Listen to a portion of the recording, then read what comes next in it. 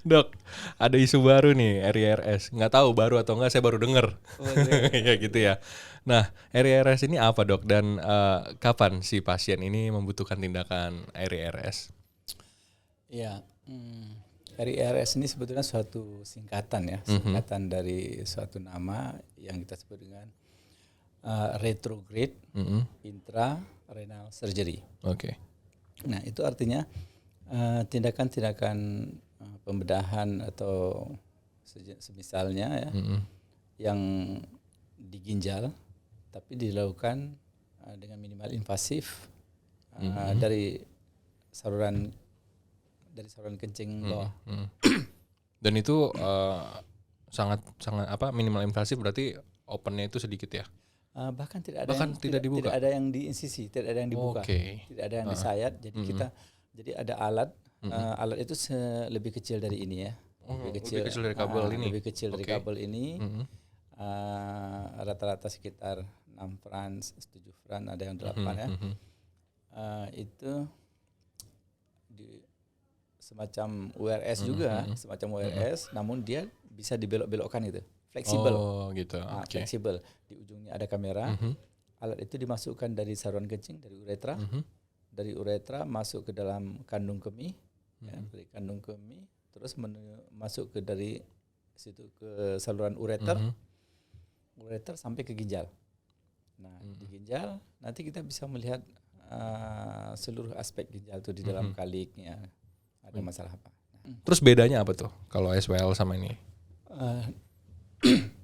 Nah, kalau ESWL itu kan alat pemecah batu dari luar tubuh, makanya ESWL, extra corporeal kan shock wave lithotripsy. Jadi memecahkan batu, dalam hal ini adalah batu saluran kencing dari luar tubuh. Itu sama sekali tidak ada intervensi ke dalam dari luar. Sedangkan RIRS ini itu intra tadi ya. Intrarenal tuh misalnya di dalam ginjalnya ada batu atau ada tumor yang perlu dibiopsi atau di kauter, atau ada tindakan lain misalnya seperti melebarkan saluran dan itu bisa dimasukkan dari saluran kencing itu.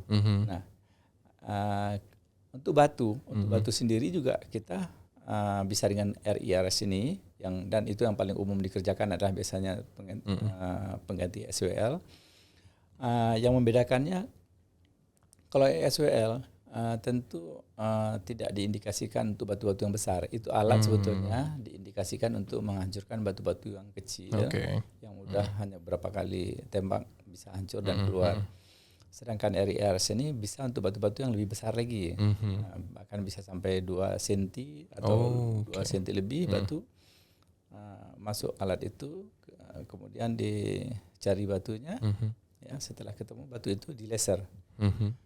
Jadi dengan laser batu itu akan hancur menjadi seperti debu gitu, kecil sekali. Keluar dengan urin. Dan dia akan keluar sendirinya. Jadi tidak perlu pun kita harus ambil, dia akan keluar dengan sendirinya.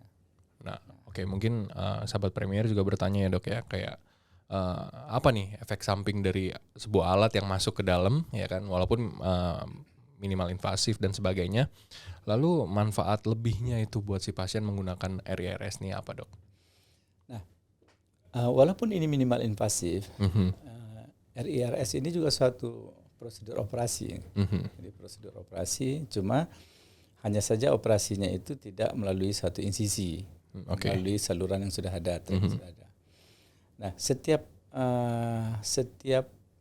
tindakan atau perlakuan di dalam tubuh tentu mesti ada efek samping, risiko dan apa-apa. Namun dengan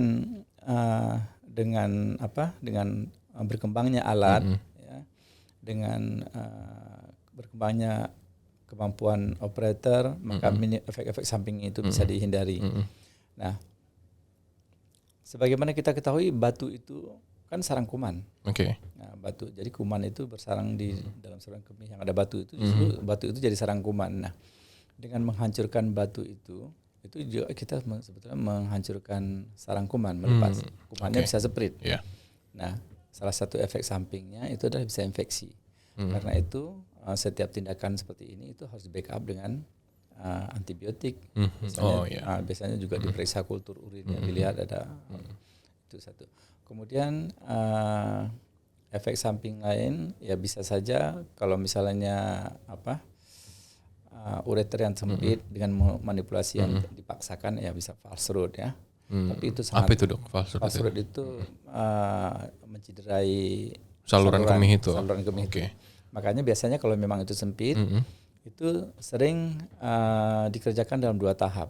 Tahap pertama itu dimasukkan dulu sejenis stenting ureter. Ureternya di stenting, dimasukkan satu selang itu, selang yang fleksibel dari ginjal ke kandung kemih. Lalu selang itu dibiarkan kira-kira 1 bulan, maka itu akan menyebabkan relax dari ureter. Pada saatnya akan di URS, maka itu akan lebih mudah masuknya. Sederhananya lebih lebar lah nanti. Lebih lebar. Gitu ya. Nah, ada yang mengerjakan seperti itu. Nah, ini dokter selalu melakukan ini ya? Kita di sini kebetulan karena fasilitas untuk itu sudah lengkap, sudah lengkap. Kita punya laser, kita punya fleksibel URS, kemudian ya untuk kebutuhan seperti itu terpenuhi semua. Jadi kita juga sering mengerjakannya di sini. Mantap kalau gitu. Jadi bukan cuma cuap-cuap nih. Kita ada beberapa ahli urologi di sini semuanya mampu mengerjakannya. Thank you dok. Oke. Selamat melanjutkan aktivitasnya. Semoga sehat selalu. Baik. Terima kasih.